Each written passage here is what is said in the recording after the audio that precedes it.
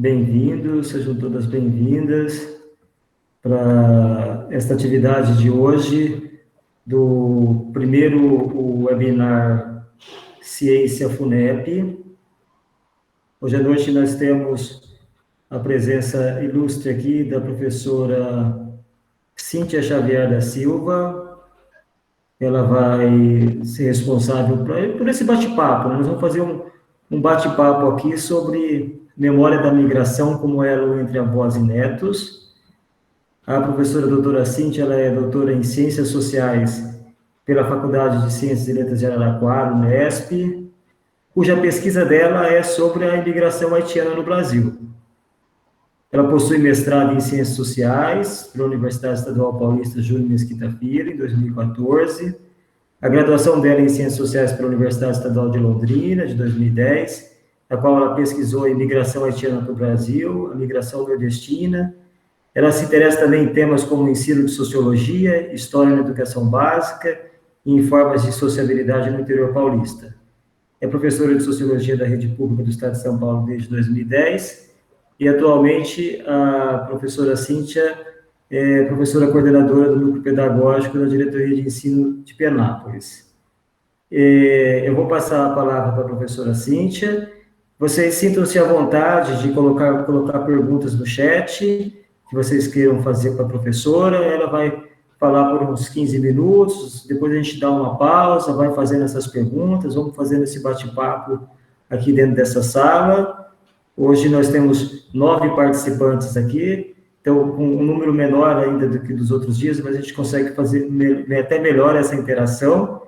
Então vocês fiquem à vontade para colocar as perguntas no chat ou aguardar a pausa dos 10, 15 minutos aí primeiro, e a gente pode pedir a palavra, eu abro a palavra para vocês. Com a palavra... Antropóloga. Então, a Lívia vai ajudar a explicar algumas coisas aqui, e o restante é tudo da pedagogia. Eu tentei, e o Vitor aqui de apoio moral, né, Vitor? O Vitor da História vai ajudar também. Eu pensei em trazer uma discussão, a Maria Rita está aqui em serviço social. Eu tentei trazer uma discussão que ajudasse a gente a pensar as crianças, que ajudasse a gente a pensar os alunos, e ajudasse a gente a pensar na nossa região, né? Trazer uma questão da localidade, que foi da pedagogia. Eu tentei, e o Vitor aqui de apoio moral, né, Vitor? O Vitor da História vai ajudar também. Eu pensei em trazer uma discussão, a Maria Rita está aqui em serviço social.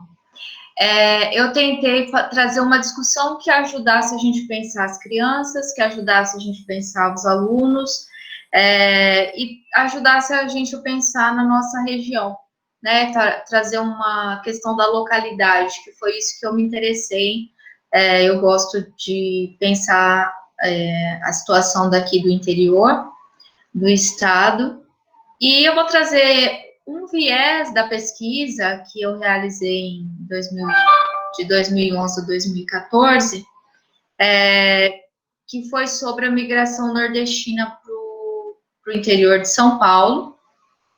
No início eu me interessava pela migração recente, mas eu já lecionava no ensino médio, sociologia, e aí outras questões foram surgindo, assim, e daí passou para a migração que formou a cidade de Barbosa. Então, eu sou de Barbosa, a cidade de Barbosa fica aqui uns 20 quilômetros daqui, e a pesquisa se passou lá, tá? Eu vou colocar aqui, compartilhar minha tela com vocês, e aí eu interrompo e a gente conversa. Vai fazendo essa troca, só para guiar aqui a nossa conversa.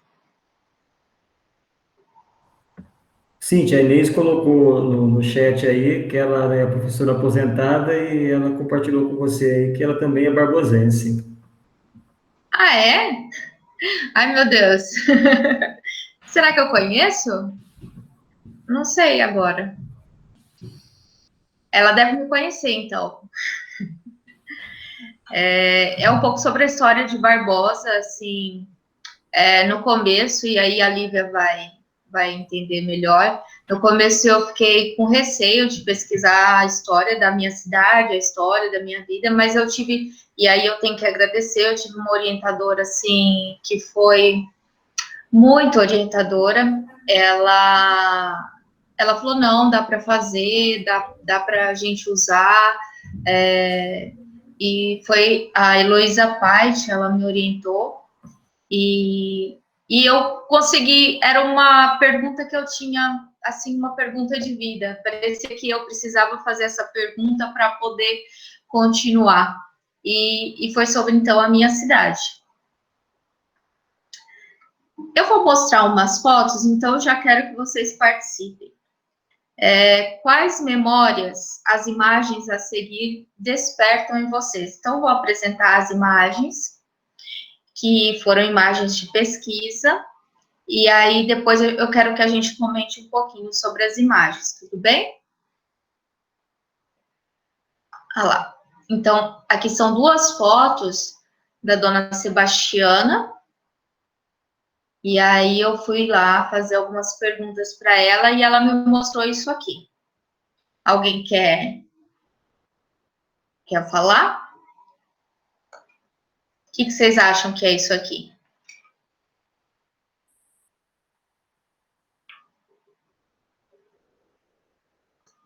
Podem liberar o microfone e falar, por favor. Ela me mostrou, ela abriu e me mostrou isso aqui. O que vocês acham que é? Acho que são recordações dela, né? A primeira, acho que é a foto do casamento. E a segunda, não sei, alguns papéis, talvez documentos. Outras fotos também. Uma caixa de recordações, né? Sim. E o que seria essa caixa aí? Alguém, será que tem alguma coisa assim parecida na família?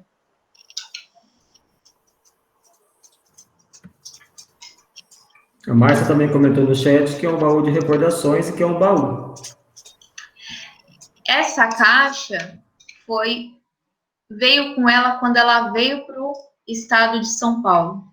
Então, quando ela saiu da Bahia e veio para o estado de São Paulo, essa caixa, que era uma mala, né, digamos assim, veio com ela. Então, ela trouxe essa mala junto com ela. E eu visitei alguns migrantes que ainda tinham a mala da viagem.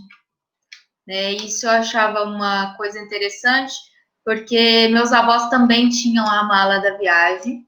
E eu conheço algumas pessoas mais velhas que ainda têm essa mala da viagem. Vocês conhecem alguém assim?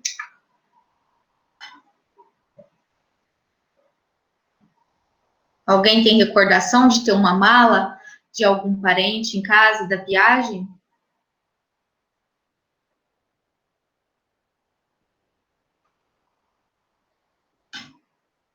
Ninguém?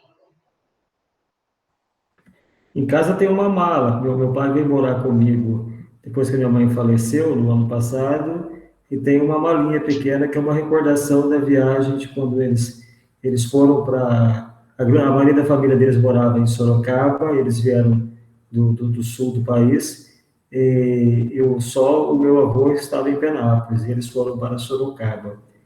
E, então, e não deu certo naquele período, eles ficaram um período de tempo muito pequeno lá, mas a mala está aqui até hoje, uma malinha muito bonitinha, marronzinha com uma história, tem até uns queimados na malinha da Maria Fumaça. Isso foi uma coisa que eu achei bastante interessante, porque eu estudei a migração de nordestinos da década de 60 para Barbosa e para a região aqui, eles chegavam em Promissão pelo trem, e é um povo que se adaptou muito, precisou fazer muitas mudanças, é um povo, sim, bem... de adaptação mesmo, assim, se você for relacionar com algumas outras migrações, que, por exemplo, na época a gente comparou a população, algumas pessoas da migração italiana e síria, que tinham um sistema de escrita assim mais, não eram todos, mas que escreviam mais, eles fizeram questão de guardar várias coisas escritas, né, e até alguns móveis e tal. E para essa população migrante, eles guardaram a mala. Então, é bem significativo esse objeto, né, na história de migração deles. Aqui eu tenho uma outra foto. O seu Manuel, deixa eu só... Calma aí. Vou voltar aqui.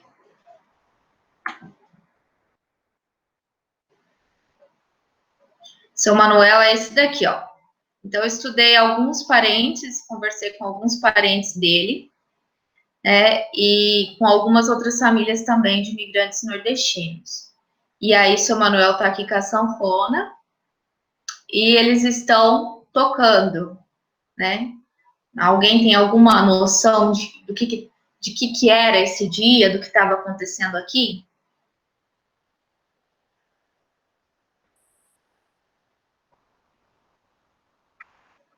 Alguém quer falar? Colocar no chat?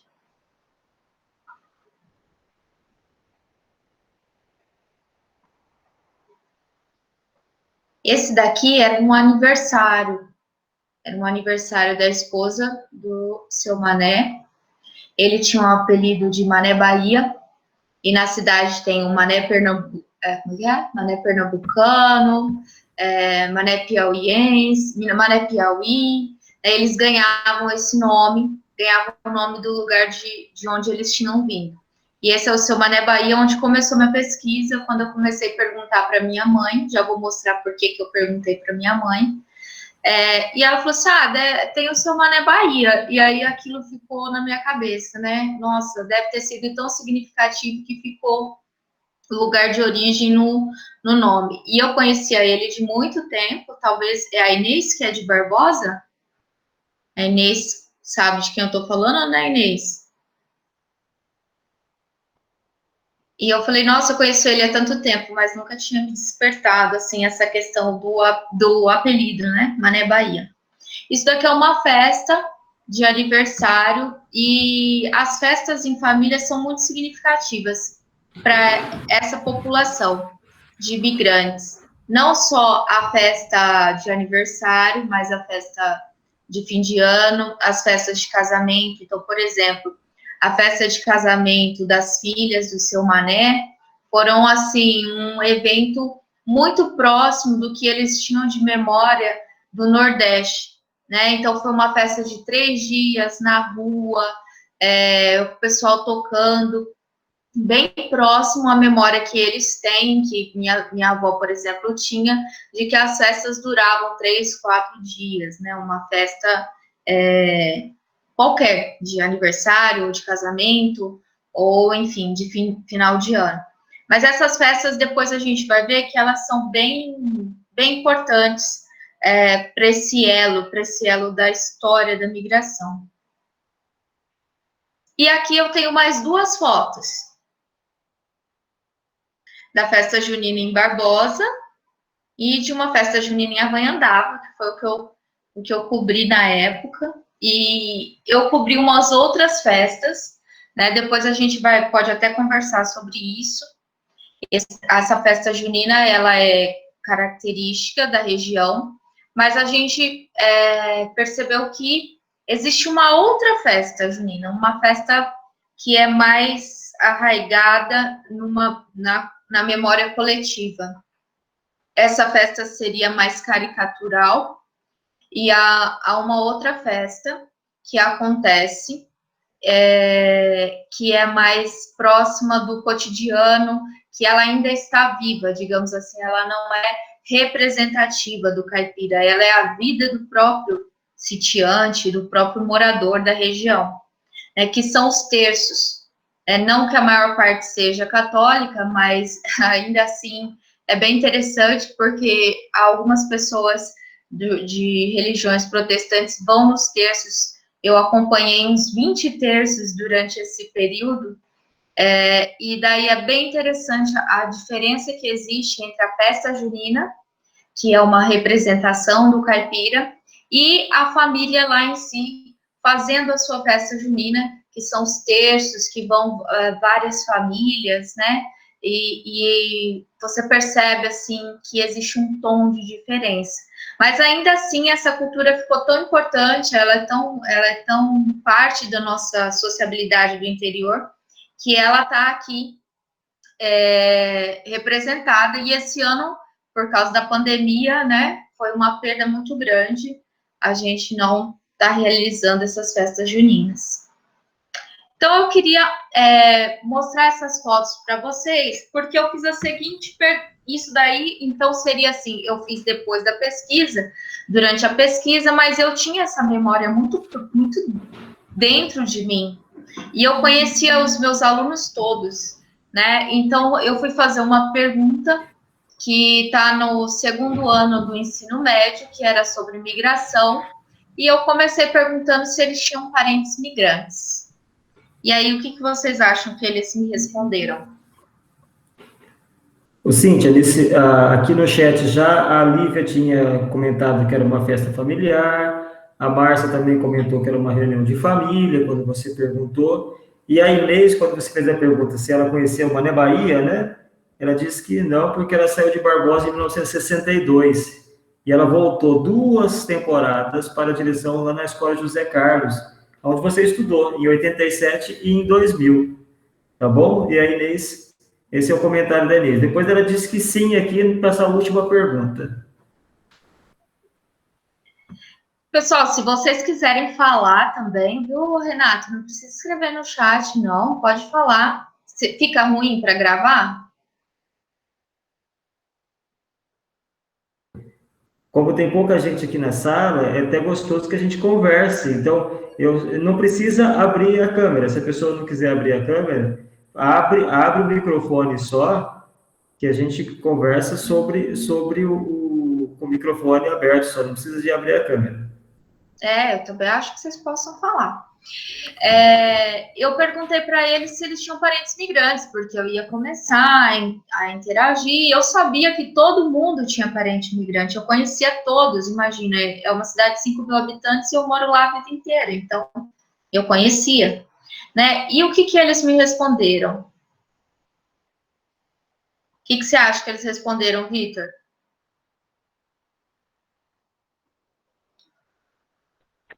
Eu sei, eles responderam não. Eles me responderam não, que eles não tinham parentes migrantes. E daí aquilo, eu tive que rever minhas estratégias, assim, falei, vai ser fácil isso daí. E daí eu tive que rever minhas estratégias, porque eles falaram, não tenho parentes migrantes. E aí eu comecei a insistir, e não tenho. Depois de insistir muito, eles falaram assim, eu tenho uns parentes, minha avó conta, assim, italianos. Então, eles lembraram dos italianos. E ficou por isso, e demorou um tempo. E aí, eu já estava fazendo mestrado com a outra questão da migração recente, e aí a gente descobriu que não, que essa era uma questão interessante.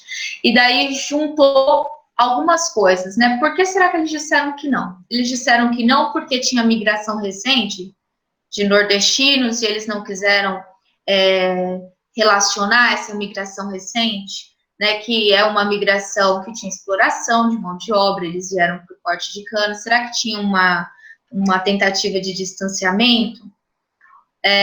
Será que ter lembrado da migração italiana traria um status para eles? Então, essas foram as nossas primeiras hipóteses. Mas depois a gente viu que não era só isso, tá? Mas eles responderam não, que me gerou, assim, muita frustração, né? Então, por que será, além dessas duas coisas que eu falei para vocês, de ter uma migração recente de nordestinos e desse status em relação, talvez, à migração italiana, por que será que eles me responderam que eles não tinham parentes migrantes?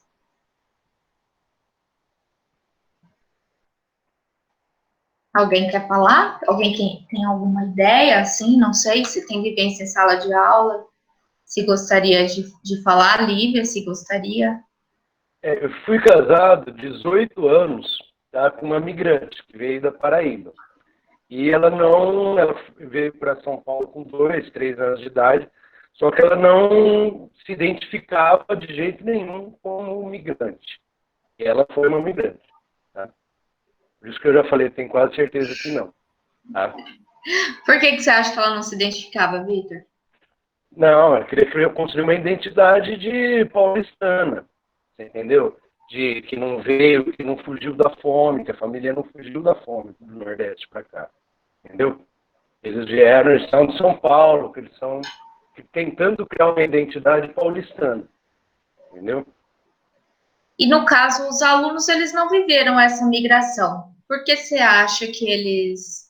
É um processo semelhante, eu penso, entendeu? Todo parente de imigrante é baiano, de uma maneira genérica, e carrega um traço de preconceito grande com o imigrante. Você nega isso. Entendeu? Eu também acho que é por conta do preconceito enraizado que tem com os migrantes, né? É a Lívia? É a Maria Rita. Oi, Maria Rita. Na época, a gente teve uma migração forte de nordestinos para a região, vocês se lembram? Agora diminuiu bastante. Mas vocês se lembram, com certeza, de que vinha um ônibus, né? Então, em 2011, a gente ainda tinha um fluxo, era bem menor, mas a gente ainda tinha um fluxo grande de imigrantes nordestinos. Sim, ainda mais por conta da cana-de-açúcar, né? Eles vinham para trabalhar no plantio, na colheita da cana-de-açúcar. A gente achou no início, e provavelmente esse era um motivo também, e no início a gente achou que era essa questão de um distanciamento social, de não querer se assemelhar com os migrantes que estavam aqui. Mas depois a gente percebeu que tinha um fator pedagógico aí no meio, que era cultural também, que também fazia bem mais sentido, né? Mas isso demorou um tempo para a gente percebendo. Mas depois a gente falou, nossa, isso é tão óbvio, que a gente não pensou nisso. Eles responderam não, e aí começou a pesquisa. Então, eu entrevistei 10 avós migrantes, 10 crianças migrantes, que na época estavam no 6º ano. Não necessariamente eles tinham correlação, tá? Eu fiz uma pesquisa entre as crianças lá do 6º ano, quais tinham parentes migrantes, depois eu fui selecionando, no final fiquei com 10 crianças. Então, eu fiz encontros individuais com elas e depois encontros coletivos, e também dos encontros individuais e coletivos você vê uma certa diferença, mas, enfim, não cabe... aqui, se vocês depois quiserem saber mais detalhe da pesquisa, até posso voltar. E por causa do que a gente foi descobrindo, a gente entrevistou 3 filhas desses migrantes, certo? Então, a gente começou a pensar como essa história da migração era transmitida, por que esses alunos não sabiam que os avós eram migrantes, né? Então, a gente começou a ver como que essa história da migração era passada. E a gente percebeu que ela era passada basicamente nas festas de família, que não significa uma festa grande. Às vezes, um almoço de família era uma festa, reunia bastante gente e era considerado uma festa de família. Então, basicamente, eram essas 2 formas, nas festas de família e o que a gente chamou de um ethos do sofrimento. Então, como que eles sabiam da história, as filhas e os netos também, da história da migração. Era sempre contado assim, quando eu vim lá do norte, foi muito sofrido, eu cheguei aqui, queriam me passar para trás, queriam me enganar, me chamavam de barriga verde, eu mostrei que não era assim, né? Então, tudo foi muito sofrido. E aí, a educação deles também tinha essa coisa do sofrimento, né? Nessa criação nessa educação que eles deram, ficou assim bem claro para a gente que foi uma transmissão de um certo sentido, de que se aquilo que o filho ou o neto está fazendo, se fosse fácil, então estava errado. Então não podia acontecer. Né? Então as filhas, elas se lembram de várias situações que poderiam ter se resolvido de forma mais simples, mais fácil, o pai simplesmente ter dado alguma coisa, e isso não acontecia, porque sempre vinha aquela história da viagem, da migração, né? Foi tão difícil, eu cheguei aqui, não tinha onde morar, e a cama era assim, e a comida era assim, e eu trabalhava tanto, e foi tão difícil fazer essa casa. Era sempre aquela sensação de que se você conseguiu, foi através desse sofrimento. Então, esse sofrimento significava muito para eles, e eles também passavam isso. Então, essa história da migração era basicamente falada nesses dois momentos, nas festas e nesse ethos do sofrimento, nessa forma de educar que eles tinham. Só que aí tinha algumas diferenças. Essa história da migração era passada para os filhos basicamente pela mãe. Então, a mãe fazia esse trabalho de contar. Às vezes era um contar intencional. Então, o pai, nessa época, para esses migrantes que eu vi, o pai era uma figura muito fechada. Então, quando o pai não estava, a mãe contava alguma coisa. Ou era uma conversa nas festas de família, que a mãe estava contando com os outros familiares alguma situação, e essas crianças ficavam próximas ouvindo essas histórias, né? Com os filhos. Era basicamente assim. Com os netos, quem conta a história da migração dos netos é o avô, é o homem. Então, a gente também percebeu essa mudança geracional. Quando o homem não era mais aquele que carregava, né?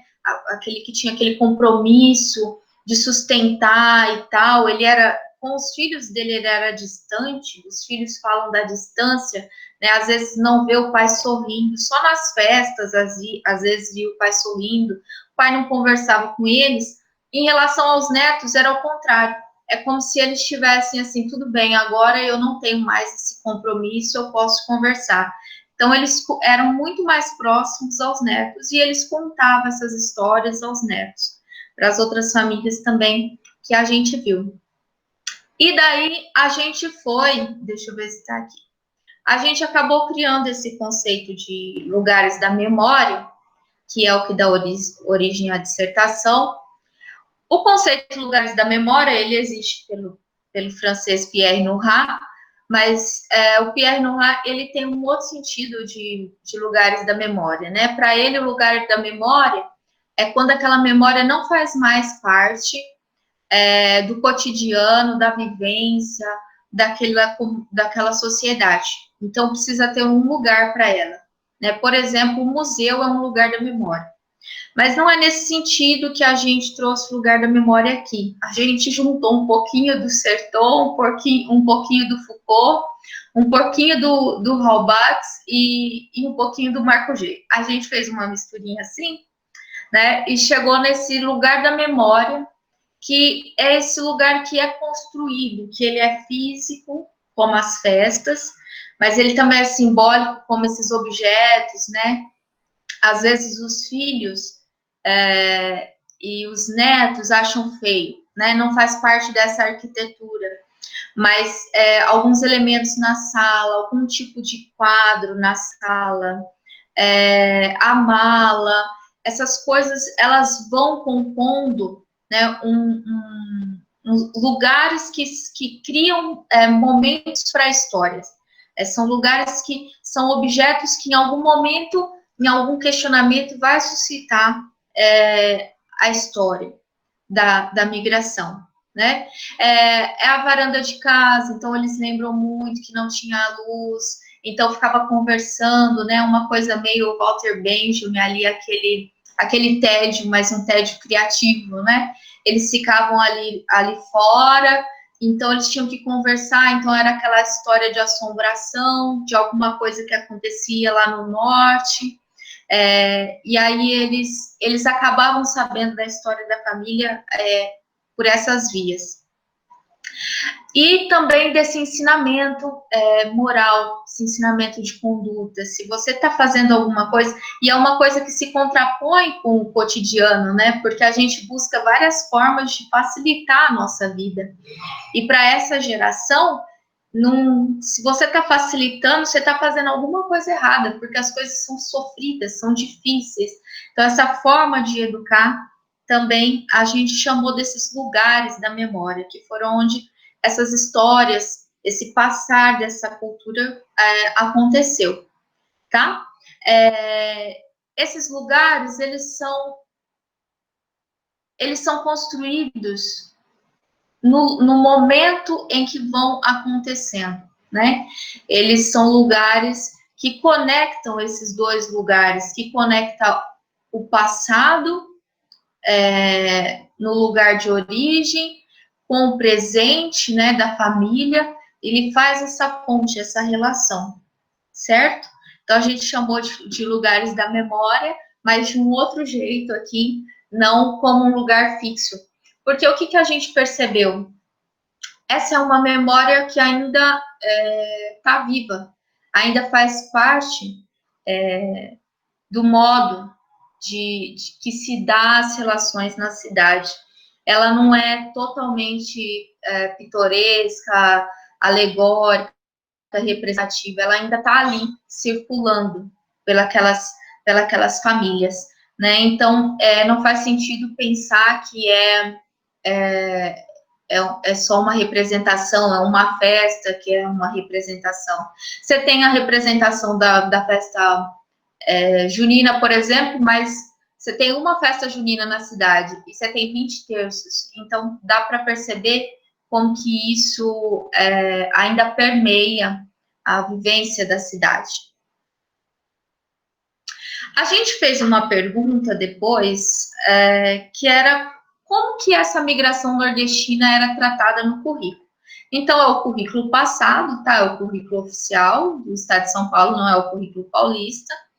E a gente queria saber, tá, mas esse aluno, ele tinha que ter um outro conhecimento, ele tinha que lembrar, ele lembrou da migração italiana, por que ele não lembrou da migração nordestina, né? E daí a gente foi se perguntando. Então, a gente fez uma análise do plano de ensino da escola, dos anos iniciais, e a gente viu que em História e Geografia, tinham várias possibilidades de trazer essa história. Várias, né? Então, desde o primeiro ano, olha lá, tinha como a história de cada família, né? Eu e minha família, o calendário. Em geografia, tinha os tipos de casa, cidade onde moramos, já desde os anos do primeiro ano. Depois, a gente, lá no segundo ano, ó, por exemplo, resgatar histórias das moradias, considerando a cultura do lugar. Você tem os dois temas, né? A família e a moradia muito presente, do primeiro ao quinto ano, onde daria para ter resgatado essas histórias. No terceiro ano tem ali aprendendo com os mais velhos, né? Que é onde eles poderiam perguntar para os avós. As brincadeiras e o lazer no passado e no presente. Também tem alguns procedimentos que eles pedem, atividades pedindo entrevistas às pessoas mais velhas, né? E também aqui em geografia, atividades buscando o sentido de pertencimento ao lugar e também a entrevista às pessoas mais velhas. No quarto e no quinto ano é bem mais forte a história, a questão migratória, né? Tem o resgate da história do município, a origem das famílias, do movimento migratório, do desenvolvimento dos municípios. Aqui tem como atividade, por exemplo, entrevistar o morador do município em busca do resgate da memória local, também sobre os meios de transporte e de comunicação. Então, isso poderia fazer os avós abrirem essas cartas, essas fotografias que estão guardadas, seria um gatilho para essas histórias surgirem. No 5º ano tem conteúdo mais específico sobre a formação do povo brasileiro. Eu achei bastante interessante esse agente do sertão, porque era assim que se referia aqui ao interior de São Paulo. As origens do povo brasileiro, representações, imigrações. Então, assim, momentos não faltaram para essa história vir à tona por meio da família, por meio dos avós, né? E não de uma forma só teórica, científica, enfim.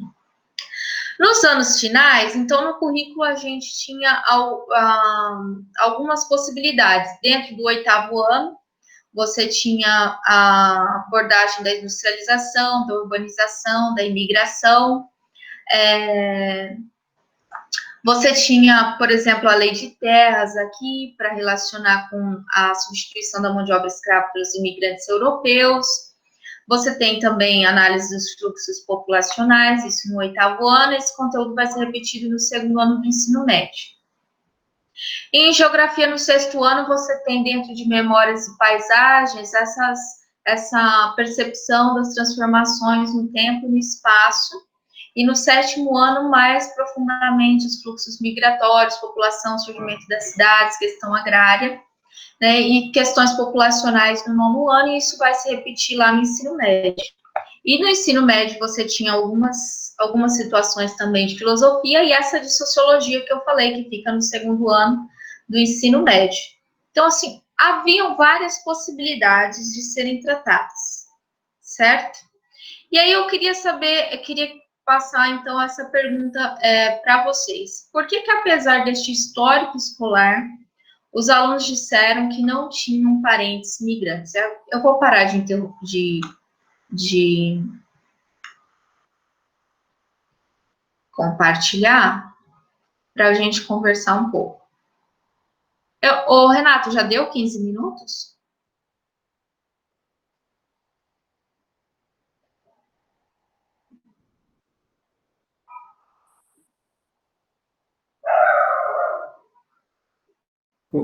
Desculpa que eu estava com o microfone desligado.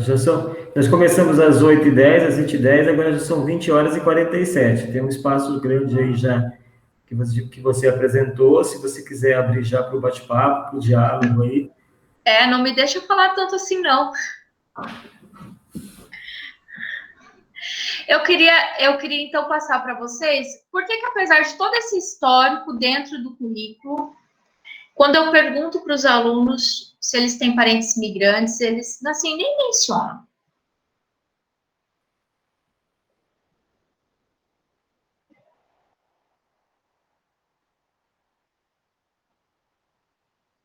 Fernanda tá aí, dando um apoio moral, né, Fernanda? Pode falar.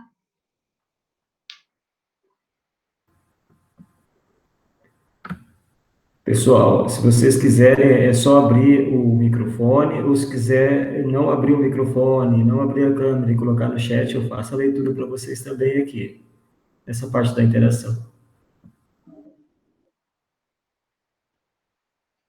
Quando a gente primeiro olhou o currículo do ensino fundamental dos anos finais, e aí nos anos finais, a gente percebeu, tá focado na imigração italiana, e então faz sentido eles não lembrarem. A Inês comenta que por preconceito eles não assumem que são migrantes. O preconceito a gente era a nossa primeira hipótese, né? Mas depois a gente conversando com as crianças, a gente percebeu que não era só esse preconceito que fazia com que isso acontecesse. E já que a Fernanda está aí, então vou querer que ela fale um pouco. A gente, quando olhou o plano de ensino dos anos iniciais e o material de história e geografia dos anos iniciais, a gente falou assim, nossa, perfeito, maravilhoso, lindo. dá para trabalhar várias histórias e tal. E daí, quando a gente foi conversar com os professores, aí os professores falaram assim, cadê? Falta de contar para essas crianças sobre suas origens, talvez? Então, isso acontece no ensino nos anos iniciais, né? Por isso que eu quis trazer essa parte da pesquisa, porque acho que está mais... o microfone da Fernanda não está funcionando. Isso está mais próximo, talvez, do que vocês vão encontrar. O que as professoras relataram? Olha, a gente não trabalha tanto história e geografia assim, porque a gente tem uma demanda muito grande de português e matemática, que é o que cai nas provas, nas provas externas. Então, quando dá, a gente trabalha história e geografia também, junto, né? E daí a gente foi para um outro caminho. Vamos ver o que tem lá em português que dá para puxar essa história de família. Tem algumas situações que dá para puxar, mas aí a gente percebeu que tudo aquilo que a gente olhou no livro diz... o José Vitor também pode falar. A Fernanda fala exatamente essa. José Vitor também pode falar. Tudo aquilo que a gente viu no livro, o livro de História e Geografia dos anos iniciais, assim, lindíssimo. E aí a gente falou, tá, mas são várias possibilidades, né, que não acontecem na prática, e a gente começou a trabalhar com a ideia assim, vamos ver o que tem dentro de português que dá para puxar essa história da migração. Né, Fer? Quer falar, Vitor? Você que tem mais experiência?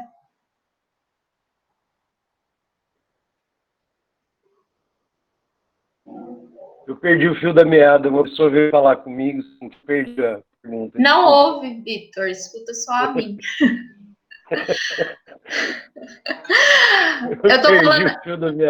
Eu tô falando aqui, Vitor, que o material do ciclo 1, que trata da construção da história, da família, da cidade e tal, é riquíssimo, mas que as professoras disseram, olha, não dá para trabalhar assim, porque a gente tem uma demanda muito grande de português e matemática, né? E isso a gente sofre também nas nossas provas externas no ciclo 2, nos anos finais e no ensino médio.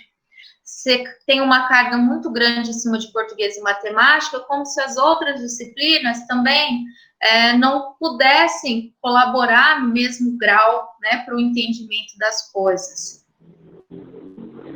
Eu fiz talvez um outro caminho para não trabalhar também, não é só essa demanda pelo resultado das avaliações externas de português e matemática.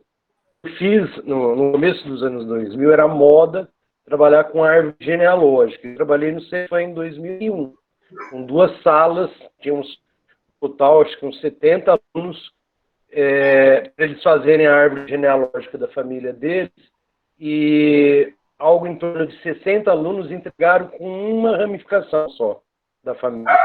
Então, alguns até conheciam, por exemplo, o pai ou a mãe. A maior parte das vezes era o pai que não aparecia. Você entendeu? Eles até conheciam, mas eles se negaram a colocar que ele faz parte da família. Entendeu? Certo?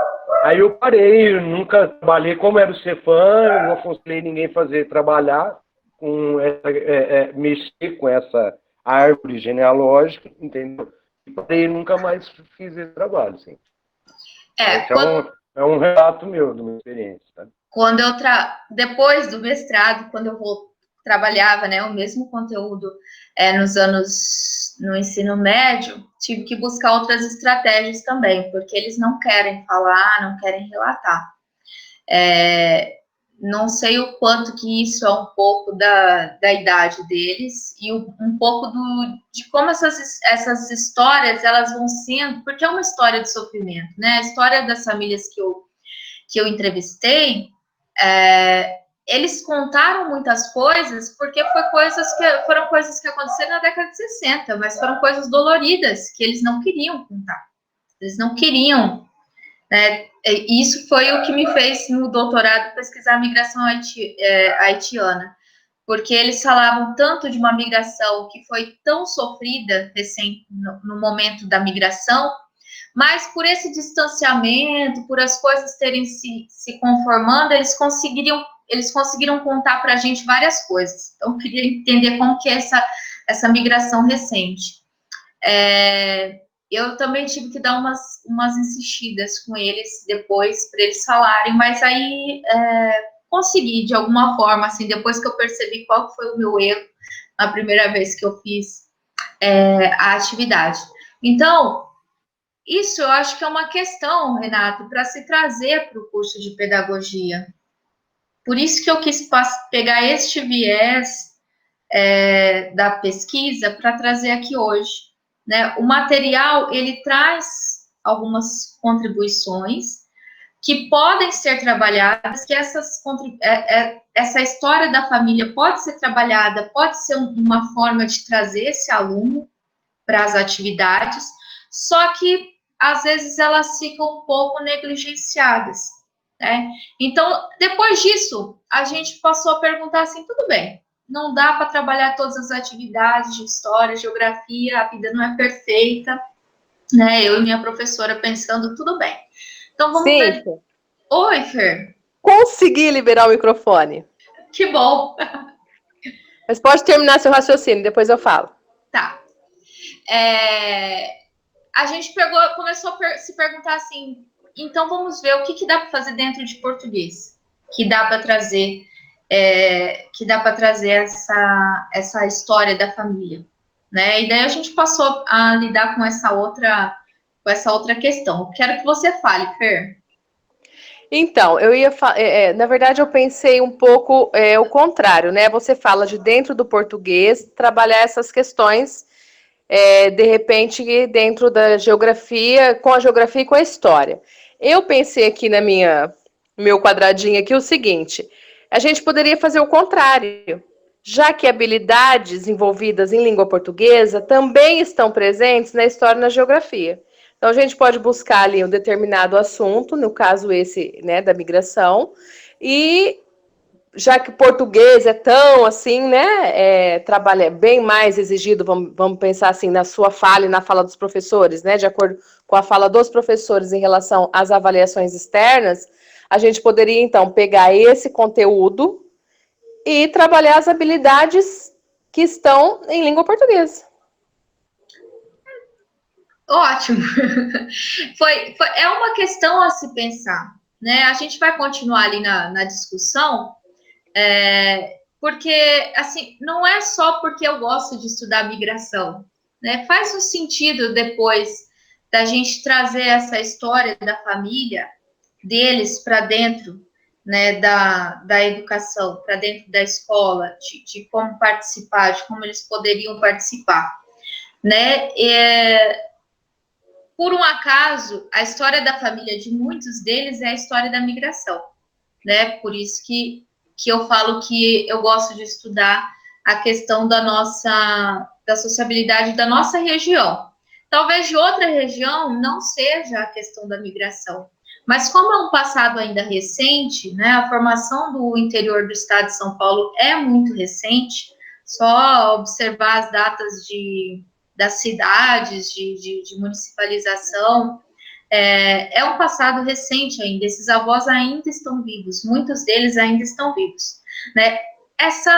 No ensino dos anos finais, o que a gente achou? Ou essa imigração italiana, um pouquinho da espanhola, bem pouquinho, mais lembrada mesmo a italiana, ou é a migração nordestina para São Paulo. E aí é uma migração que é diferente um pouco o conceito. Ela é uma migração contada pelo sofrimento, mas muito contada pela pobreza. A migração nordestina para São Paulo. A migração nordestina para o interior de São Paulo, ela era pobre, mas todo o interior era pobre. Então, essa distinção em relação à pobreza, parece que na forma que eles falam, existe alguma diferença, né? Não é tão assim, era nordestino, era pobre e tal. Foi uma migração que veio direto para o interior de São Paulo. Eles passaram em São Paulo só para, enfim, tomar vacina e vir para cá. E nos livros, nos anos finais, se conta dessa migração nordestina que vai direto para São Paulo fazer São Paulo. Então, é uma história não contada, é um currículo não contado, mas que faz parte da história da nossa região e às vezes fica muito esquecida por uma questão social, claro. Se você for ver em termos de aquisição, de status, as famílias de italianos, sírios, espanhóis conseguiram algumas posses no interior de São Paulo, as famílias dos nordestinos muito pouco, né? É uma questão de status, sim, mas é um currículo que fica escondido da nossa... E daí gera preconceito, porque se não é falado, vai gerar mesmo esse distanciamento. Mas muito boa a sua ideia, Fer. A gente já pode começar a ressuscitar aqui. Você quer falar, ô Renato?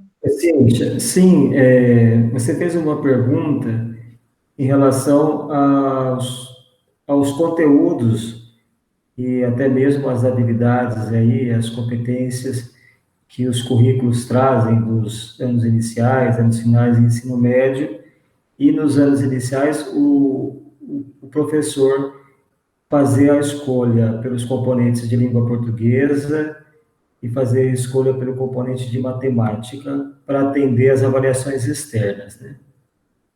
Os professores que têm disciplinas, têm componentes curriculares no curso de pedagogia, de conteúdos, metodologias e práticas que requerem estágio dos alunos em ciências, em história, em geografia, os alunos relatam bastante que isso acontece.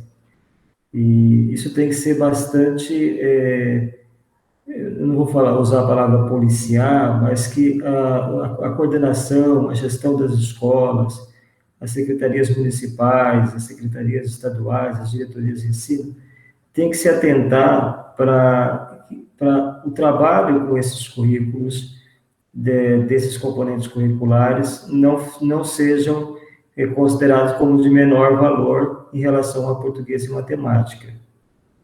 Só que, como fica na mão do professor generalista, às vezes ele também escolhe o que mais lhe agrada. Tem a matemática também, se ficar, ela vai ficar em segundo plano para muitos. Então, as secretarias municipais, as secretarias estaduais precisam se atentar para isso, porque é uma perda muito grande. E aí o professor do 6º ano recebe esses alunos e pensando em todo o conteúdo, em todas as habilidades, em todo aquele conteúdo programático que deveria ter sido trabalhado, não foi.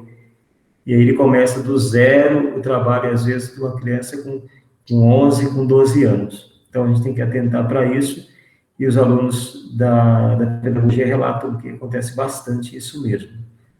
Outro fato interessante, quando a Fernanda propôs aí trabalhar dentro da língua portuguesa, trabalhar as habilidades, ou intercalar, fazer essa interdisciplinaridade aí, ou transdisciplinaridade. Nesse período de pandemia, eu trabalho conteúdos, metodologias e práticas de língua portuguesa na pedagogia. Eu sempre opto por trabalhar com gêneros textuais. E eu achei interessante trabalhar nesse período de pandemia, até mudei o gênero, um dos gêneros que eu ia trabalhar, eu trabalhei com memórias literárias. E ao trabalhar com memórias literárias, eu propus umas atividades, antes da gente entrar nas memórias, que eu explorei a Tatiana Belink e explorei o Manuel de Barros com as alunas. Eu pedi para que eles pensassem nas memórias da família também. Então, que ali dentro eles fizessem esse resgate, então teve todo um roteiro de estudo dirigido de como deveria ser esse processo de entrevista, e depois eles relataram isso também para mim, numa atividade, trocaram essas informações com a turma, tudo pelo Google Classroom, tudo afastado, tudo em modo remoto. E me chamou a atenção que não foi não foi duas, não foram 3 pessoas num grupo de 29, de relatar de família, de avô, avó que veio do Nordeste, que eles não sabiam. Me chamou muita atenção uma aluna que relatou que o memória do avô, de 74 anos, é a primeira vez que ela soube que ele veio de Pernambuco. Eu não me lembro especificamente a cidade, e que nunca mais ele voltou para ver a família, ele não veio com a família. E uma parte ficou em São Paulo. Olha que interessante. E a partir daí a gente começou a trabalhar as memórias literárias. E como que a gente ia trabalhar esse gênero textual. Mas aí já é uma proposta de um trabalho interdisciplinar de história, geografia e língua portuguesa, que dá para fazer muito bem. A partir do quê? Da perspectiva do gênero textual. Essa população, ela é muito oral. É diferente, por exemplo, dos sírios e dos italianos, não que todos os italianos tivessem algum grau de letramento, mas, assim, é mais oral. Se você for observar, às vezes a quantidade de cartas que se trocava era bem menor, e muitos guardam essas cartas ainda, que chegava e tinha que pedir para alguém ler ou pedir para alguém escrever. Mas eles tinham uma memória de uma história da geração que era passada pela oralidade, né? Eu ainda conheci algumas pessoas que tinham aqueles versinhos que era uma forma de guardar a memória mesmo, né? E isso ia sendo passado. Então, é uma população muito musical, muito musical porque é oral. Então, uma forma de transmitir a história é muito musical. Eu percebi isso depois, quando a escola trabalha o cordel, ela é distante da realidade do aluno. Mas não que o aluno não conheça o mecanismo do cordel, ele conhece pela família, pela relação da família. Ele não conhece lá o cordel no Nordeste e tal, mas isso, nessa comunidade de migrantes nordestinos, é muito forte ainda. Muito mais forte do que a escrita. Eu senti isso, né, nessas entrevistas, senti nesses relatos, nessas memórias, e um pouco que elas contaram, e um traço muito forte. Não foi um traço de preconceito mesmo, mas nesses relatos, um traço de memória de sofrimento e de dor e de medo de reencontrar com o passado, porque muitos tinham vontade de ir até, apesar de ter 70 anos, tem medo de avião, medo daquilo, as pernas não estão mais boas, mas o esconder por tanto tempo por causa da dor, por causa do sofrimento. A Lívia se posicionou lá no chat. Eu não consegui ler, Renato, tudo. A Lívia fala que será que depois você poderia falar um pouco sobre o seu trabalho etnográfico e as referências teóricas que você usou? Lívia fazendo perguntas difíceis. Lívia, eu não sou antropóloga, eu sou um pouquinho de cada coisa. Mas foi um trabalho etnográfico, sim. Vou te responder agora e depois a gente pode continuar. Foi um trabalho de 1 ano e meio. Então, eu ficava visitando essas famílias, estimulando elas a me contarem as coisas. Depois eu chegava em casa, anotava tudo e fiz algumas entrevistas gravadas com elas. Então, foram alguns parentes do Seu Mané Bahia, mas também tiveram outros, eu não vou lembrar o nome agora, mas tiveram outras famílias também. Dona Marta, a outra não vou lembrar o nome, e Seu José. E participei de festas de família deles, então, assim, foi interessante. Eu era meio a nativa me pesquisando, porque eu podia entrar nas festas, eu meio que aproveitei isso. Eles não implicavam, não me viam como estranha, nem nada. né? Então, eu tinha que ter uma postura, assim, de avisar eles que eu estava fazendo pesquisa, que aquilo tudo ia ser documentado, que se eu poderia e tal. Mas para eles estava tudo bem, porque eles me conhecem desde quando eu nasci. Então, assim, foi fácil dessa vez, sabe? O difícil foi depois, na hora de escrever, me distanciar do que era tão próximo da minha memória para o que era científico de fato. Esse foi um trabalho, assim, muito difícil, de muitas reescritas, porque eu queria contar como eu estou contando agora, e era difícil analisar, é muito difícil você analisar quando você está dentro da realidade. Como também quando você está fora, você tem que se posicionar no lugar do outro, mas, assim, esse distanciamento para poder analisar, eu tive muita ajuda da minha professora, que ficava me fazendo perguntas que eu falava assim, mas isso é óbvio. Então, ela me ajudou muito a me distanciar dessas situações. Acompanhei festas de rodeio, sei lá, uns 20 terços, e daí eu anotava tudo. Só com as crianças foi mais didático, no sentido de que eu fiz a seleção das crianças, fiz entrevistas individuais, depois fiz entrevistas coletivas. Então, esse foi um trabalho, assim, digamos assim, mais organizado, assim. A minha vivência dentro do grupo mais velho, ela foi muito mais próxima, porque eu passava na rua e falava assim, vou conversar um pouco. Estava sentado lá fora, vou conversar um pouco. Sentava e conversava. Então, assim, não teve uma sistematicidade de eu falar, eu vou ver quantos dias eu vou visitar fulano de tal. Isso não acontecia muito. E eu não sou antropóloga, então não sei dizer o quanto etnográfico foi. Usei muito o conceito de estrangeiro do Simmel, o conceito de memória coletiva do Hal Batz, a gente usou bastante o Norbert Elias, no doutorado também uso bastante ele, essa noção de configuração, dessa sociologia que está mais próxima do cotidiano. Usei o Certeau, essa questão do fazer, a arte de fazer. Por exemplo, a culinária é muito importante na comunidade nordestina. Eles inventam comida para poder contar história. Então, foi uma coisa bem interessante, porque tem todo um fazer desses almoços. Por isso que eu falo que, às vezes, não era uma festa, era um almoço de domingo. Mas o fazer, e chama um, e chama outro, e vai acontecendo assim, ele tinha um ritual.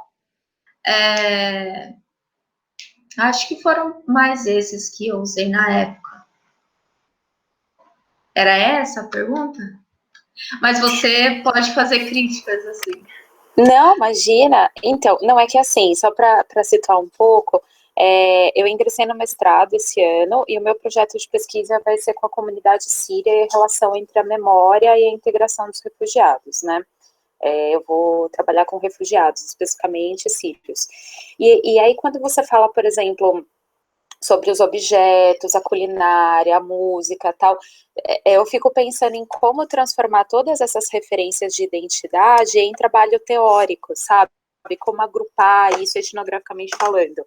Esse trabalho de você observar e traduzir isso para a teoria.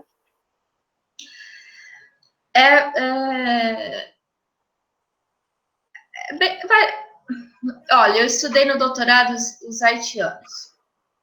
Você vai ver que tem diferença e tem vários trabalhos que relacionam os haitianos aos sírios. Uhum. Eu não vou falar nada para não contaminar seu pensamento. Mas você vai ver que com os refugiados eles podem carregar poucas coisas. Então, eles dão valor, às vezes, em pequenas coisas. Bem pequenas coisas. Eu lembro que li um texto sobre uma história de uma mulher que era alemã, que foi para o Paraná.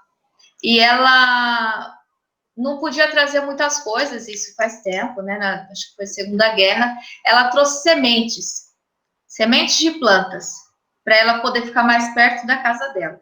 Então, você vai ver que essa reconstrução, tem um professor da USP, que chama Kraus, ele vai falar desse recompor dos judeus quando vão para Israel.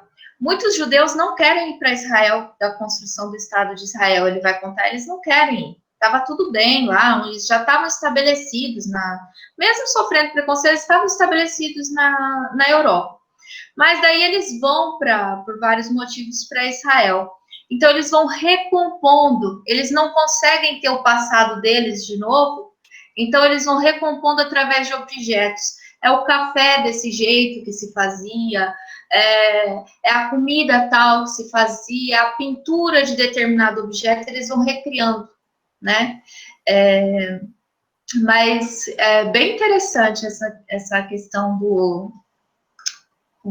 Você ingressou onde? Na Unicamp? Na USP? Na UFABC. Na UFABC? Ah, tem uma professora que eu vejo bastante, via, graças a Deus, que eu não estou indo muito em evento agora, que é um grupo interdisciplinar, que eles estudam bastante migração, não sei, às vezes você até tá próximo a esse grupo, mas não vou lembrar de cabeça agora, não vou lembrar.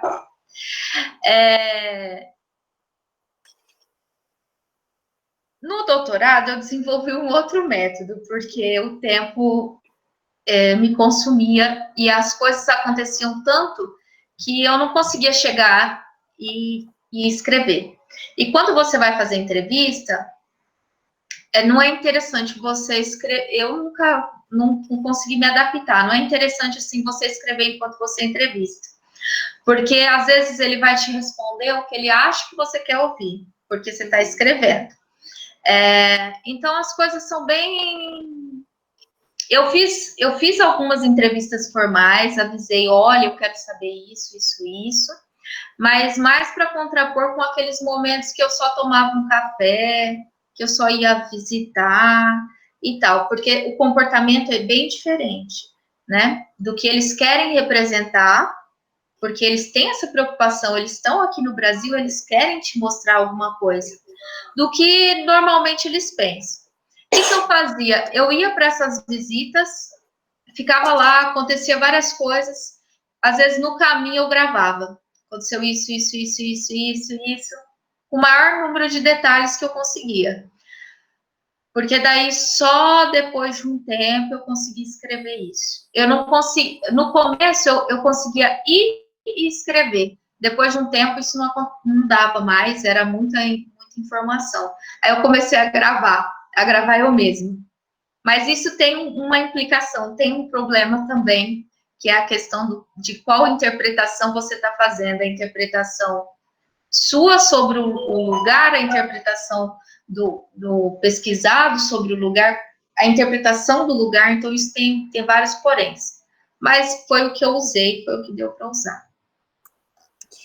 E será que você pode falar um pouquinho também sobre a questão, já que o tema, né, a relação entre avós e netos, essa diferença de geração, porque assim, eu li um trabalho, por exemplo, com migrantes japoneses, né, e a pesquisadora dizia que assim, quando ela entrevistava pessoas mais velhas, toda aquela memória já tinha sido trabalhada de um jeito, porque também foi uma migração sofrida e tudo mais, então ela precisou de um tempo para ressignificar aquela memória e para conseguir, enfim, concretizar aquilo de alguma forma. Então, quando ela percebeu que quando ela entrevistava pessoas mais velhas, tratava a memória de um jeito, já era alguma coisa um pouco mais, como que eu vou, absorvida, assim, mais assentada na vida dela, em relação a quando ela entrevistava pessoas mais jovens. Você sentiu essa diferença de gerações, assim, nas entrevistas entre avós e netos, por exemplo? Eu senti isso em relação ao mestrado e o doutorado, assim. com qual geração eu entrevistei. É o tempo, né? O tempo vai sistematizando, às vezes aquele rancor, porque brigou com alguém quando foi sair da região e tal, aquilo passa, às vezes a pessoa morreu, aquilo tem o tempo, vai fazendo isso. E a memória que ela tem hoje da migração não é a memória que ela tem de quando ela migrou. Ela já excluiu várias coisas, ela dá sentido, às vezes algum sofrimento que ela teve na época, ela valoriza agora, né? Na época ela não valorizava, então faz diferença, né? E a gente viu essa diferença principalmente em relação aos homens. As filhas relataram que os pais não conversavam de forma alguma sobre o lugar de origem com elas, com as crianças. Assim, a relação dos homens, desses homens da década de 60, era uma relação de distanciamento dos filhos. Eles não tinham esse papel. E não só tinham, não era um comportamento que a gente percebeu que era assim, porque era machista, porque o pai não podia dar esse sentimento. Eu acho que o que a gente percebeu é que era tão difícil, eles tinham um compromisso tão grande com o sustento da família, mesmo as mulheres trabalhando e tal, aquilo era tão difícil. Quando eles viram avós, eles não têm esse compromisso de criar filhos, sustentar. Então, eles se permitem. E aí, quem conta as histórias para os netos são os homens.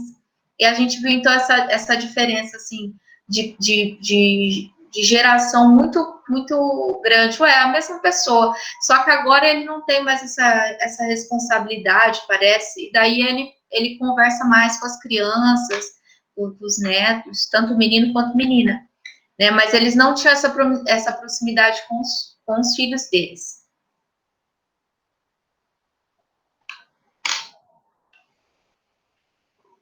Eu vou passar para uma pergunta final, tá bom, Renato?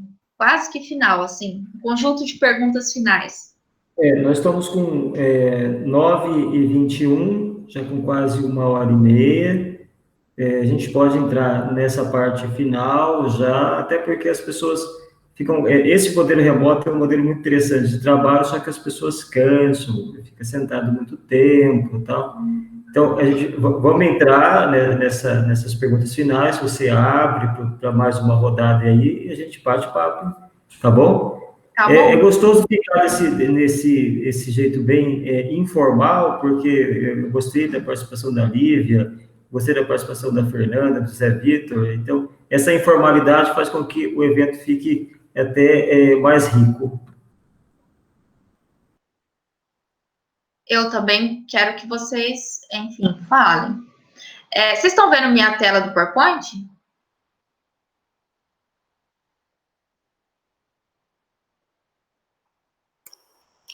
Estamos. Do PowerPoint. Ah, tá. Porque eu não sei qual. Tranquilo, amplia a tela aí. Então, o que a gente percebeu depois da pesquisa? Né? E daí, por isso também que eu pensei em trazer esse viés, assim, imaginando que teria mais gente de pedagogia aqui.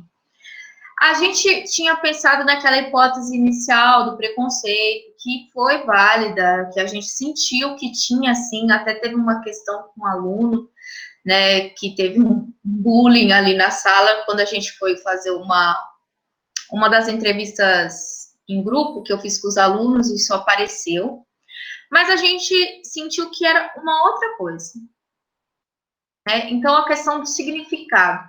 E isso que, às vezes, eu tento frisar enquanto professora, e é muito difícil, porque a questão geracional, ela é difícil para a gente,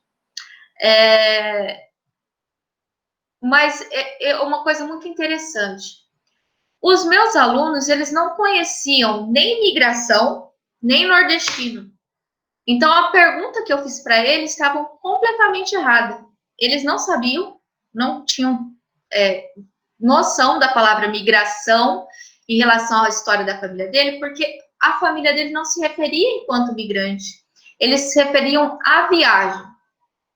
A viagem de trem, eu andei, peguei carona, carreguei a mala nas costas, peguei o trem em tal lugar, parei em tal lugar, peguei o outro trem, parei em São Paulo, tomei vacina, peguei o outro trem, cheguei em Promissão, o fulano de tal da fazenda estava de carroça, de caminhão, esperando, pegou a gente. Não existe migração no vocabulário dessa comunidade que eu estava estudando. Então, a pergunta que eu fiz, vocês têm parentes migrantes? Não fazia relação. A migração vinha como italiana, às vezes, porque é como eles viram ali no 8º, no 9º ano. Mas não a família deles. A família deles nunca falou em migração. A família deles fala da viagem. E eles também não conhecem o Nordeste, porque essa população nunca falava que vieram do Nordeste, eles vieram lá no Norte. Então, lá no Norte acontecia isso. É um Norte simbólico, não é um Norte regional. Então, quando eu frisava, não, migração nordestina, era como se eu estivesse falando grego para eles. Eu não consegui, enquanto professora, naquele momento, fazer esse link com a história de vida deles, com a história de onde está, né? Depois que eu fiz o mestrado, né? E aí buscando outras estratégias, por isso que eu falei para o Vitor, né? Só perguntando ali a história da migração, eles não respondem. Então comecei a usar outras estratégias. Como que foi a chegada aqui? Como foi a construção da casa? Você tem a mala? Quais fotografias você tem? Esses outros desencadeamentos, aí surge a história. Aí eles voltam e falam assim, nossa, professora, eu tive que sair de lá porque minha avó não parava de falar, né? Então, esses gatilhos, eu pedi o gatilho errado. Não sei se fica claro isso para vocês, mas depois fez todo sentido. A gente falou, claro, isso nunca foi migração nordestina para aquela família. Eles nunca vieram do Nordeste e nem era uma migração. Sempre foi a história de quem veio lá do Norte. Então, eu quis trazer essa questão hoje para a gente pensar também qual é o gatilho, né? O quanto que a gente pensa nesses gatilhos para poder conversar com o nosso aluno. Né? Porque se você não está falando de algo que é simbólico para ele, que tem significado, ele não consegue puxar da memória dele, ele não consegue puxar da vivência dele. E quando a gente acessa, é óbvio, né? Eu fiz 2 anos e meio de pesquisa para falar, eu fiz a pergunta errada, né? Mas como que isso é significativo? Como a história, como o currículo regional, ele é importante para essa participação do aluno, né? Como que esse currículo, se esse currículo ficar oculto, você está aí obstruindo uma participação que esses alunos poderiam ter, da contribuição das fotos, né? Quando eu fui falar dos retratistas, eles, nossa, minha avó tem uma foto de retrato lá, e aí vai trabalhar a questão da pintura e tal, porque só tinha uma foto 3x4, então uma foto de casamento tinha que inventar, o vestido de noiva, nossa, aí todo mundo tem uma foto dessa em casa. A questão da cor das paredes, né? Por exemplo, a gente tem essa estética de que a parede é branca e tal. Para a família nordestina, isso não existe. A parede é rosa, é verde, é azul. Né? E aí eles falam, professora, eu acho que não gosto, mas a minha avó tem parede verde, por exemplo. Né? Então, esses gatilhos, né? Quanto que a gente priva o aluno de participação porque a gente não faz a pergunta certa para ele? Porque a gente não conhece a realidade dele. Né? Então, quando você começa a ter noção desse currículo regional, eu acho assim, essa foi uma pesquisa que me fez bem, porque eu falei, nossa, como a história regional, ela é importante, né, para criar significado na história oficial. Daí as minhas perguntas finais para vocês, né? não é só porque eu gosto de migração, mas por que será que a história dessas famílias é importante? O que a gente pode trabalhar de competências e habilidades? Quais competências socioemocionais vocês acham que podem ser trabalhadas, às vezes, né, Fer, pegando esses conteúdos da história da família? Quantas competências socioemocionais a gente pode trabalhar? Qual seria o benefício pedagógico de fazer essa atividade que resgata a história, os objetos da família deles, da memória da família deles? Qual o benefício pedagógico? Como essas histórias podem contribuir com o desenvolvimento de competências cognitivas? Como que eu posso trazer os conteúdos para dentro desse currículo regional que as crianças trazem, que as crianças têm? Eu queria deixar essas perguntas abertas, assim, Renato, para a gente, talvez, fazer uma finalização para não cansar muito.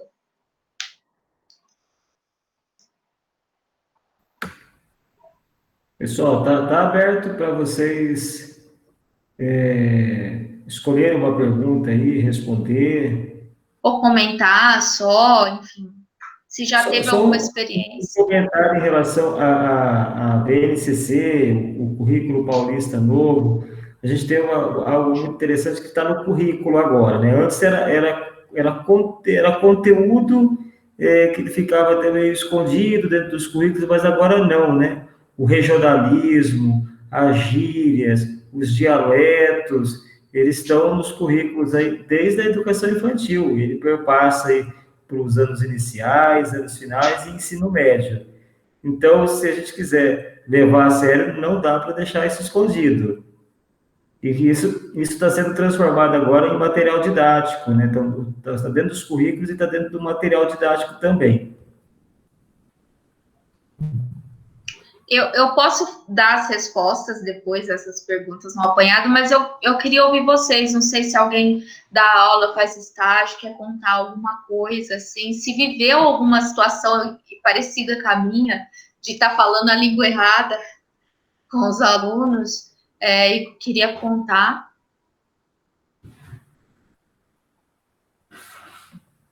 A Márcia colocou no chat que esse conteúdo é riquíssimo para trabalhar em sala de aula, dá para trabalhar em todas as disciplinas.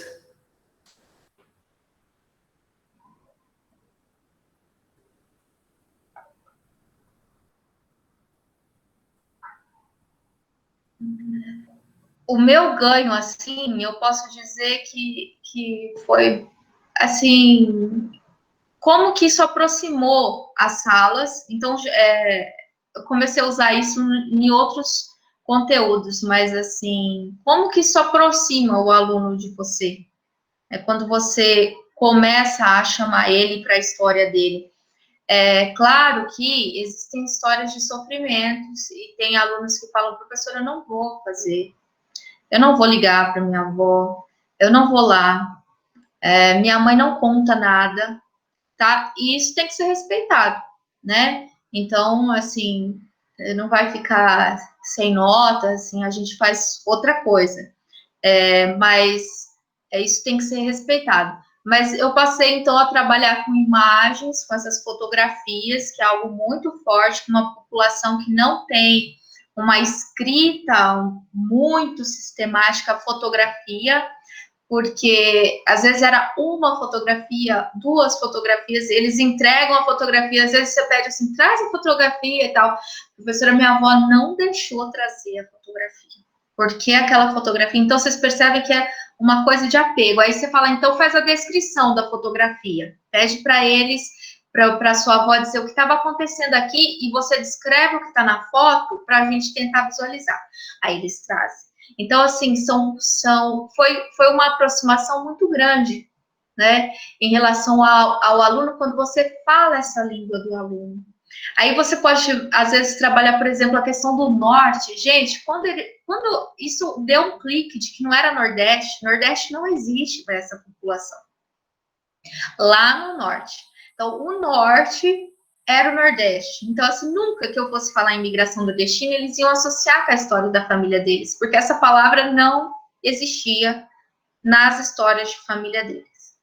né? É muito complicado, enquanto professor, você fazer isso o tempo todo. Imagina, foi uma pesquisa de 2 anos e meio, né? Com a vivência, o José Vitor, sei lá se tem algum professor aqui que também tem bastante tempo, com a vivência você vai pegando isso, mas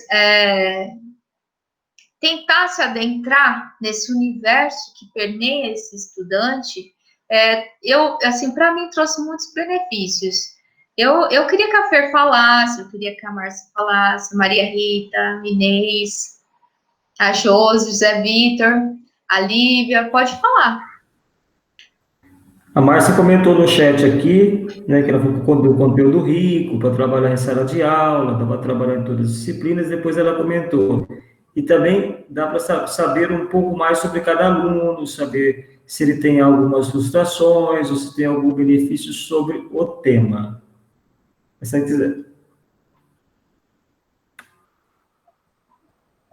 Essa questão das emoções fica muito pertinente, porque, por exemplo, se o aluno migrou, eu já peguei vários alunos assim, né? O aluno migrou e ele foi obrigado a migrar porque os pais se separaram. E aí a mãe veio para o interior para ficar com a avó. Essa é uma história de sofrimento para eles. Então, às vezes, eles não querem contar. Mas aí você começa, o que você trouxe com você, mas e essa sua avó? E aí eles vão, né, desenvolvendo isso.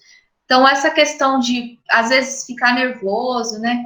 Às vezes eles falam que eles não querem contar a história, e quando eles veem que outras pessoas estão contando a história deles, que não é tão anormal, eles também querem contar, né? Isso foi bastante interessante.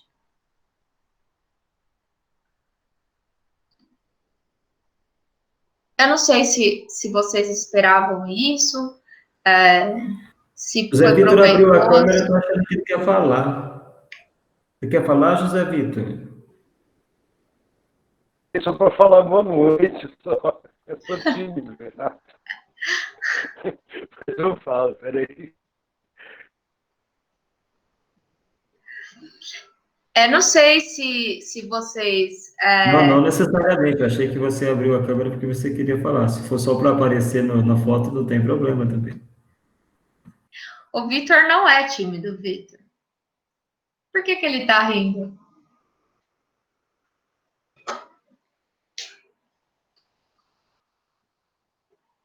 Enfim.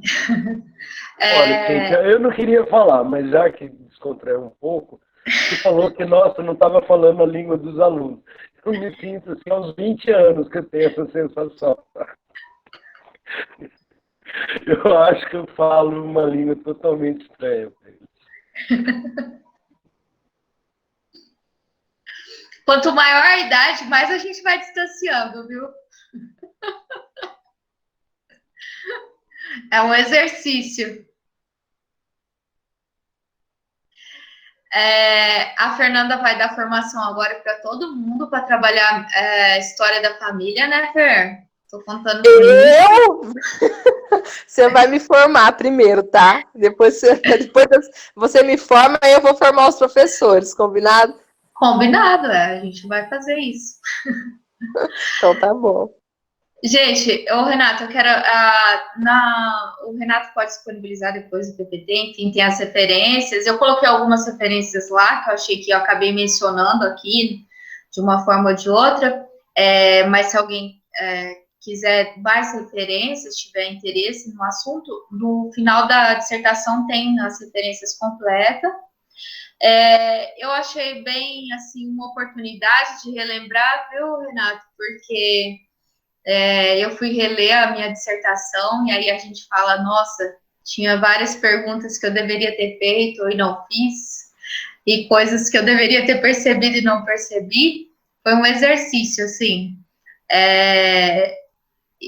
Mas eu fiquei bem feliz de poder trazer um pouco dessa história que surgiu na sala de aula, foi uma questão que surgiu na sala de aula e que se misturou com a questão do interior paulista e que se misturou com a história da formação do Brasil, com o uso da mão de obra, né? A gente viu isso depois em algumas manifestações, como se os nordestinos tivessem vindo para cá de livre e espontânea vontade. Houve um esforço estatal, gigantesco para trazer os nordestinos para cá. Inclusive com pagamento de passagens, de trem, eles tinham que chegar até esse trem, mas havia alguns direcionamentos, né? Foi uma mão de obra importantíssima e acabou formando esse lugar que até 1920, mais ou menos, era meio vazio, né? E hoje aqui é bem populoso e talvez contribuir para essa questão do lugar, da regionalidade, das nossas histórias que dão significado à nossa vida, né? Às vezes a gente fica estudando história de lugares distantes, que são importantes, que fazem referência, mas a história do nosso local, ela tem significado para a gente. Ela está na nossa fala, no nosso sotaque, nos nossos objetos, e ela está viva. Eu agradeço, Renato.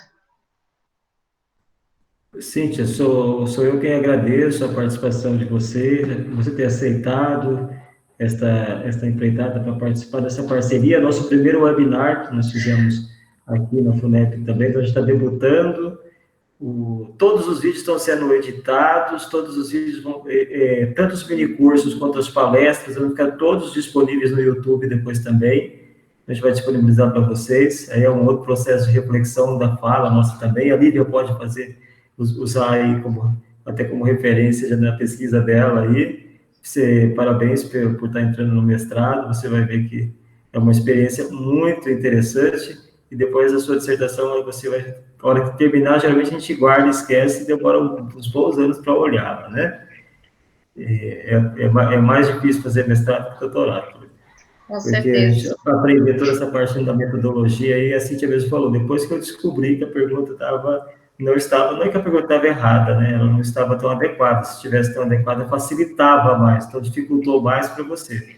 Foi mais sofrido mesmo, foi mais dolorido a dissertação do que a sua tese. Tenho quase certeza disso. Obrigado, Fernanda. Obrigado, Inês, está aí conosco toda a noite. Obrigado, Maria Rita, José Vitor, por estar conosco essa noite também. A Márcia, a Jô, estão aí várias noites conosco. E, em especial, obrigado para você, Cíntia, e nós vamos fazer outros eventos juntos, tá bom? Renato, Oi, Fernanda. Queria aproveitar, eu achei assim, adorei a fala da Cíntia, e eu percebi que a gente tem muito a aprender, né? Essa troca é fundamental. E aí já fica o convite também para a Cíntia fazer um trabalho aí com os professores dos anos iniciais. A gente faz junto, tá bom, Cíntia? Tá bom. Me fez pegar. A gente vai tendo várias ideias e vai deixando algumas de lado, e esse evento ressuscitou algumas, você viu, Renato? Sim, com certeza. Essa que era a intenção. De todas as noites que nós tivemos aqui, foram muito riquíssimas essas noites, porque muita gente veio falar, esse foi o primeiro trabalho que eu fiz, eu trouxe para discussão aqui hoje, eu não falava sobre educação, eu já estava em outra seara, pesquisando outra área, e me lembrou a tal coisa que eu posso fazer daqui para frente também. Então, a intenção era essa, criar esse bate-papo dentro de um ambiente acadêmico, mas um bate-papo informal e cheio de aprendizagens, tá bom? Eu abro para todo mundo, se alguém quiser falar tchau, falar oi, falar obrigado, ou mandar um beijo, vamos fazer, que a gente já está indo para os minutos finais. Ô, Cíntia, a gente coloca no grupo o Vitor, né? O Vitor já está fazendo um trabalho lá com o pessoal dos anos iniciais, e aí a gente coloca ele no pacote também. Ele me contou que foi colocado ali nos anos iniciais. Eu ia passar um pouco de coisa para ele falou que não podia não, que ele já estava nos anos iniciais também. Já virou lobby, hein? Já virou lobby agora. Daqui a pouco vai ter... Renato, assim... Só para falar, você falou do currículo da BNCC, em história, para encaixar a história regional nos anos finais e no médio, está complicado. entendeu? Cada vez mais complicado, porque veio todo com um pacote de discurso. Vamos trabalhar com a história regional, entendeu? Mas, assim, o professor tem que ser muito bom no samba, tá? No hip hop também e no chachado, para conseguir encaixar, tá? Boa noite para todo mundo. Foi muito boa, gostei muito da palestra. O José Vitor e a Fernanda dando apoio moral aqui, gente. Mas eu agradeço a Márcia, a Inês, Josilene, a Lívia e Renato, muito obrigada. Tchau, obrigado, boa noite. E amanhã tem mais, viu, gente?